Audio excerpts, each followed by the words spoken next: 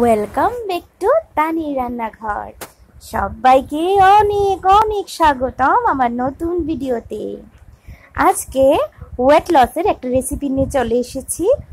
এটা diet recipe, but এত tasty yummy হয় তোমরা হয়তো দেখেই বুঝতে পারছো।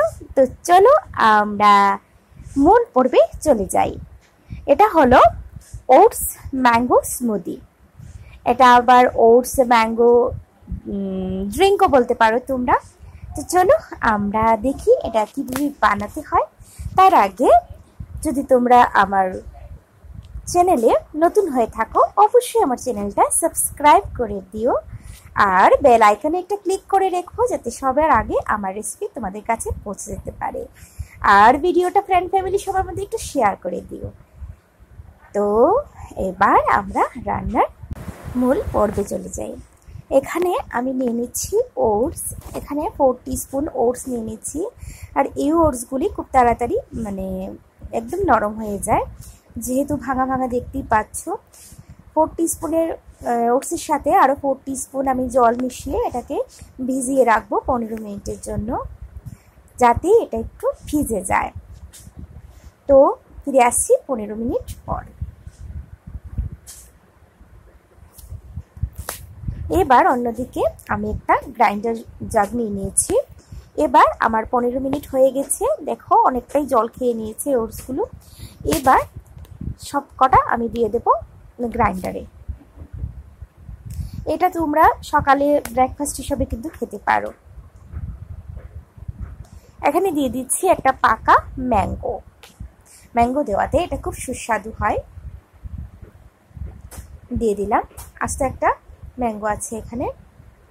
এবার দিয়ে দিচ্ছি 4 টিস্পুনের মতো টক দই আমাদের ওজন কমানোর জন্য খুব সহায়তা করে। তোমরা হয়তো অনেকেই জানো যারা আমার মতো টুকটাক একটু ডায়েট মেনটেন করো। এখানে দিয়ে দিচ্ছি একদম ফ্লেভারের জন্য এলাচের গুঁড়ো 3টে দিয়ে দিচ্ছি, কাঠবাদাম।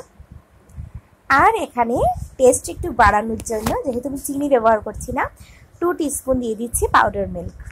এটা তোমরা স্কিপ করতে পারো। দিয়ে দিচ্ছি 1 কাপের মতো জল দিয়ে খুব ভালোভাবে এটাকে গ্রাইন্ড করে নিতে হবে।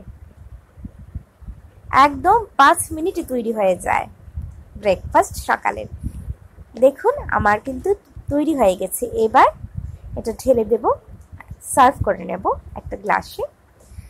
আমি যেভাবে বানিয়েছি ওভাবে 2 জন খেতে পারবে। কিন্তু যদি তুমি সকালবেলার কিছু না খাও তাহলে আমি বলবো যে পুরোটাই তুমি একা খাও, তাহলে পেটটা একদম ভরা ভরা থাকবে, অনেকক্ষণ তোমার খিদে লাগবে না।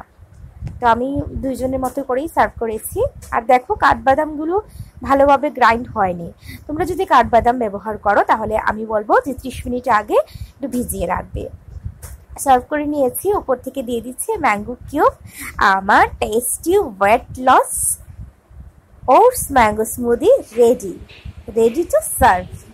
দারুণ হয়েছে লুকটা ম্যাঙ্গো দেওয়াতে। ম্যাঙ্গোর একটা অরিজিনালি যে একটা কালার প্রচণ্ড সুন্দর, ঠিক গোলাপির মতো।